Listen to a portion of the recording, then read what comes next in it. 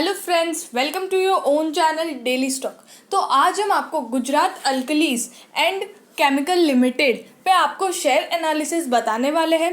तो कल ही इसका रिजल्ट आया है, तो अब आपको क्या करना चाहिए, इस शेयर में एंटर करना चाहिए या नहीं करना चाहिए, या अगर आप ऑलरेडी इन्वेस्टर हो तो आपको ये शेयर को होल्ड करना चाहिए या नहीं करना चाहिए, ये सारी चीज़ें हम आपको इस वीडियो में फंडामेंटल्स के थ्रू बताने वाले हैं। तो आप वीडियो को एंड तक ज़रूर देखना। उससे पहले अगर आपने हमारे चैनल को सब्सक्राइब नहीं किया हो तो आप हमारे चैनल को सब्सक्राइब ज़रूर कर दीजिएगा, क्योंकि हमारा चैनल आपको जितने भी IPOs आते हैं, साथ ही में रिजल्ट्स, क्वार्टरली रिजल्ट्स और उसके बाद शेयर एनालिसिस, ब्रेकिंग न्यूज़, ये सारी चीज़ें आपको प्रोवाइड करता है। अब बात करते हैं गुजरात अल्कलीज एंड केमिकल्स की। तो ये कॉस्टिक सोडा मैन्युफैक्चर करता है और पूरे साल का ये 4,29,050 million ton of caustic soda produce करता है। इंडिया का, जैसे कि ये एक गवर्नमेंट कंपनी है और इंडिया का सबसे ज़्यादा largest producer of caustic soda Gujarat alkalies and chemicals ही है। तो ये इसके बारे में था।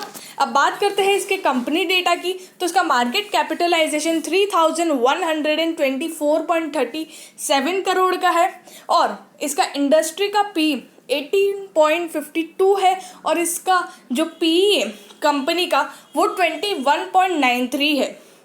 तो अगर आप इंडस्ट्री के पी से कंपेयर करते हो तो ये आपको ऐसा नहीं बोल सकते कि ओवर वैल्यूड में मिल रहा है, नहीं, ये आपको ठीक ठाक भाव में मिल रहा है, अभी ज़्यादा महंगे भाव पे नहीं मिल रहा है। इसकी बुक प्राइस अगर आप देखोगे तो 0.68 टाइम्स पे आपको शेयर मिल रहा है। बुक वैल्यू से भी सस्ता शेयर है ये, गुजरात अल्कली बुक वैल्यू से भी सस्ता शेयर है। डिलीवरेबल परसेंटेज 26.27% है जो पिछले दिन की, और 20 डे एवरेज डिलीवरी अगर आप देखो तो 1,55,630 शेयर्स, इतने शेयर्स उठाए गए हैं मार्केट से और इसका बीटा है 0.94। इट मीन्स कि अगर 1% मार्केट ऊपर चढ़ता है तो इसका जो शेयर प्राइस है इस कंपनी का वो भी 0.94% के बीटा से ऊपर जाएगा। अब बात करते हैं फाइनेंशियल ट्रेंड की। तो जैसे कि आप इसका 2018 से 2021 तक फाइनेंशियल ट्रेंड देखिए, तो यहाँ पर जो इसका रेवेन्यू है, मतलब कि जो सेल्स है, वो 2019 में बढ़ा था, लेकिन उसके बाद से कंपनी का सेल्स नीचे ही आ रहा है 2081 करोड़ का और उसके बाद 2015 करोड़ का। हर साल कंपनी का सेल्स डिक्रीज हुआ, पिछले 2 साल से, और उसी के साथ आप इसका जो मुनाफा है वो भी कंपनी का डिक्रीज हो रहा है।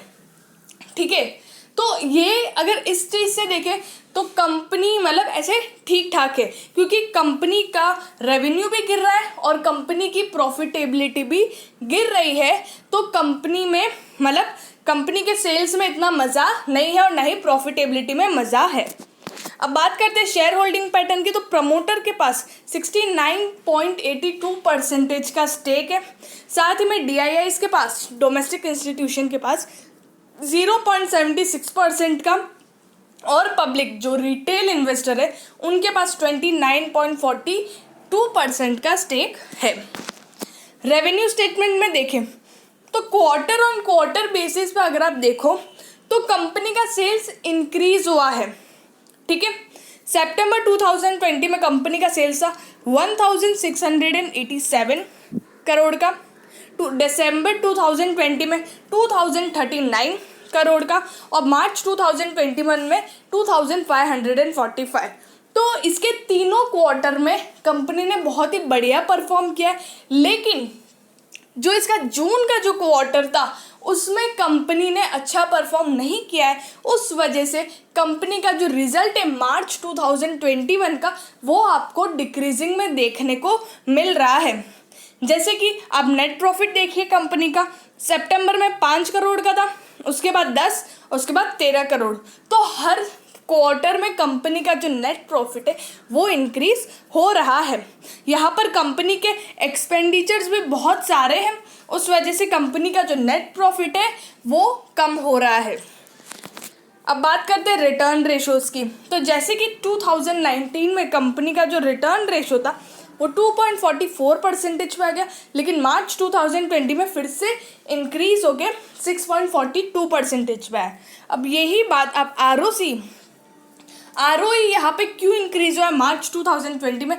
क्योंकि कंपनी की जो इक्विटी है उस पर कंपनी ने अच्छा मुनाफा करके रिटर्न दिया है, उस वजह से। अब यहाँ पे आरओसी जो कैपिटल है, जो कंपनी प्रमोटर खुद से लाती है या एज अ लोन कहीं और से लेती है डेट, तो उस कैपिटल से कंपनी ने कैसे मतलब कितना प्रॉफिट कमाया है या कितना रिटर्न दिया है, तो 34.05% था इन 2019 और मार्च 2020 में वो चीज़ डिक्रीज होकर 31.23% हो गई है।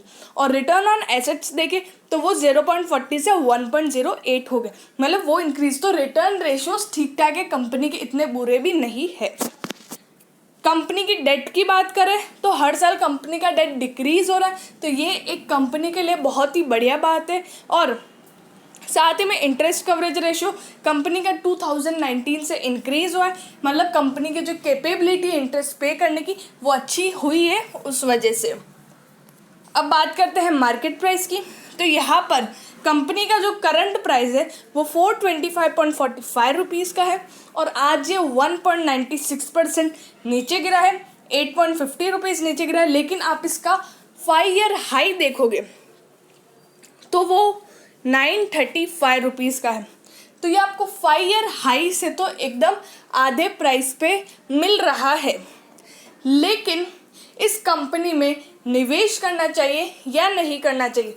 अगर आप ऑलरेडी इन्वेस्टर हो तो आप होल्ड करके रखिए, क्योंकि इस कंपनी का जो शेयर प्राइस है वो ऊपर आएगा। लेकिन जिस तरह से कंपनी का जो सेल्स है वो धीरे धीरे डिक्रीज़ हो रहा है, क्वार्टर ऑन वाइज इंक्रीज़ हो रहा है, तो उस वजह से वो कंसोलिडेट कर रहा है, ऊपर जा रहा है फिर से नीचे आ रहा है, ऊपर जा रहा है फिर से नीचे आ रहा है, तो उस वजह से इसको टाइम लगेगा। अगर आप लॉन्ग टर्म इन्वेस्टर हो तो आप ये शेयर ले सकते हो। लेकिन अगर आपको शॉर्ट टर्म के लिए लेना है इस शेयर को तो आप ये शेयर नहीं लो, क्योंकि ये शेयर में टाइम लगेगा प्रॉफिट कमाने में। तो उस वजह से लॉन्ग टर्म के लिए ये शेयर बढ़िया है, शॉर्ट टर्म के लिए ये शेयर बढ़िया नहीं है। और अगर आप ऑलरेडी इन्वेस्टर हो तो आपने लॉन्ग टर्म पर्सपेक्टिव से ही लिया होगा, तो आप इसे होल्ड करके रखिएगा। अगर आपको वीडियो अच्छी लगी हो तो please like and share and subscribe our channel.